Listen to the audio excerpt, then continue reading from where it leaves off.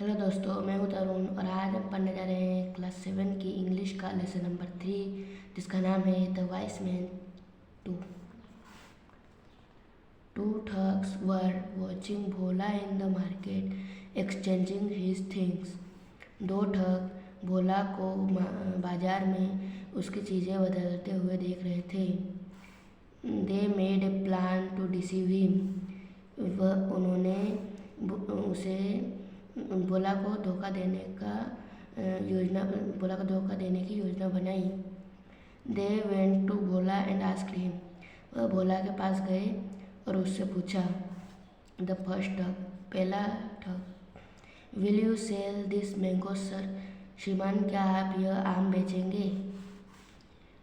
Bhola, no not at all, नहीं, बिल्कुल नहीं। These are for my wife, यह मेरी पत्नी के लिए हैं। She likes mango chutney very much, उसे आम की चटनी बहुत अच्छी लगती है। द सेकेंड ठग, दूसरा ठग, if the sees the mangoes she will be angry with you. अगर वह इन आमों को देखेंगी तो वह नाराज़ हो जाएंगी। बोला, why will she be angry with me? क्यों वह मुझसे नाराज़ हो जाएंगी। द सेकेंड ठग, दूसरा ठग, because you sold the horse and boat this cheap mangoes, क्योंकि आपने एक घोड़ा बेचकर ये सस्ते आम खरीदे। बोला, हो, नो चांस ऑफ इट, इसका कोई मौका नहीं है। She is an obedient wife, वह एक आज्ञाकारी पत्नी है। She always agrees to my decisions, वह हमेशा मेरे निर्णयों का पालन करती हैं। द फर्स्ट ठग, पहला ठग, अलास का मतलब होता है हाय। बट नॉट दिस टाइम, लेकिन इस बार नहीं। Will you have a bet on it, क्या आप इस पर दाव लगाएंगे? बोला, वाई नॉट, क्यों नहीं। What will be the terms, शर्तें क्या हैं? द सेकेंड ठग, दूसरा ठग, we shall give you 1,000 rupees if your wife does not get angry, हम आपको 1,000 रुपये देंगे अगर आपकी पत्नी नाराज़ नहीं होती है तो। You will pay the same amount to us if she goes against your decision, अगर वह आपके निर्णय के विरुद्ध जाती हैं तो आपको हमें यही राशि देनी होगी। बोला, तो it is a very large amount, हाँ, यह एक बहुत ही बड़ी राशि है। I am certain you will lose the bet, मैं निश्चित हूँ कि आप यह दाव हारेंगे। बोला, came back home with the two stranger, बोला दो अजनबियों के साथ घर वापस आता है। His wife was eagerly waiting for him, उसकी पत्नी उसका बेसब्री से इंतजार कर रही थी।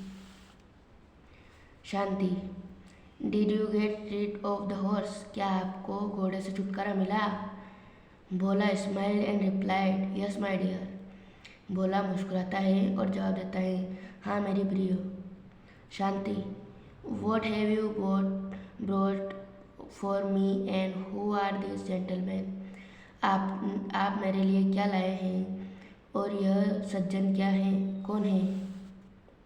बोला, I have brought something special for you and these gentlemen are my new friends, मैं तुम्हारे लिए कुछ विशेष लाया हूँ और यह सज्जन मेरे नए मित्र हैं।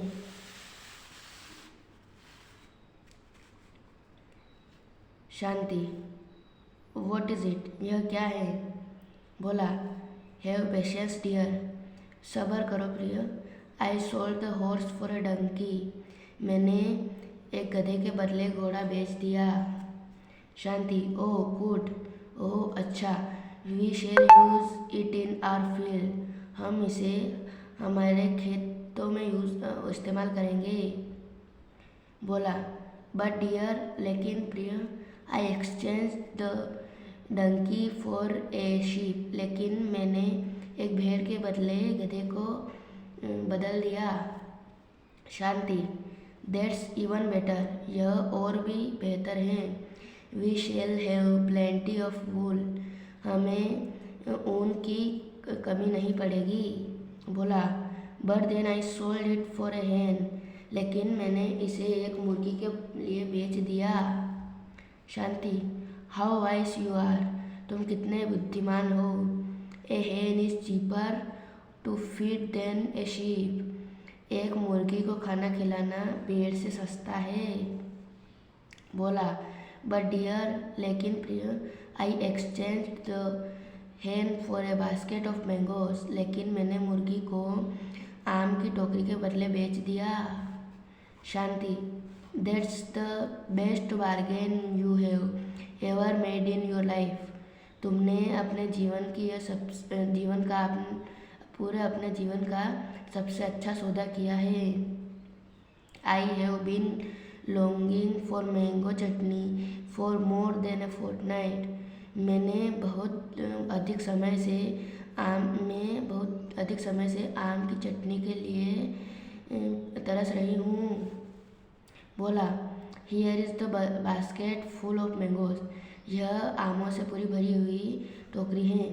Now take this and make 2 types of chutney, इसे ले जाओ और 2 तरह की चटनी बनाओ। फर्स्ट स्वीट फॉर अस, पहली मीठी हमारे लिए, and sour chutney for my clever friends, और खट्टी चटनी मेरे चतुर दोस्तों के लिए। Shanti went into the house with the mangoes, Shanti आम के साथ घर में जाती हैं।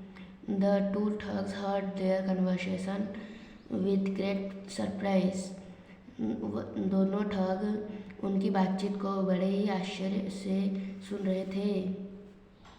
द फर्स्ट ठग, पहला ठग, बोला, you have won the bet, here is the amount, बोला, आप दाव जीत चुके हैं, यह आपकी राशि।